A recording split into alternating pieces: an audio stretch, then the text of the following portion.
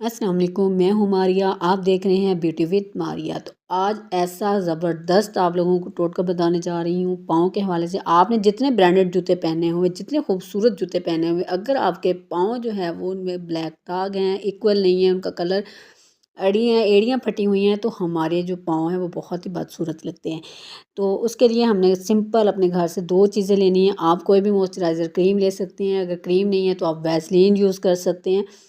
Petroleum jelly का use भी कर सकते हैं, और कोई भी शैम्पू जो आप घर में यूज़ करते हैं आपने वो ले लेना है। दोनों को इक्वल लेना है, 1-1 चम्मच भर के, और दोनों को अच्छे से कर लेना है मिक्स।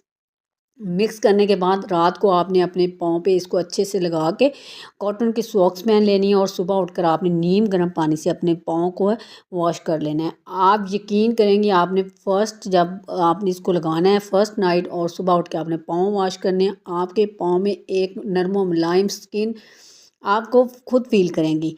तो इंशाल्लाह नेक्स्ट वीडियो के लिए अल्लाह हाफ़िज़।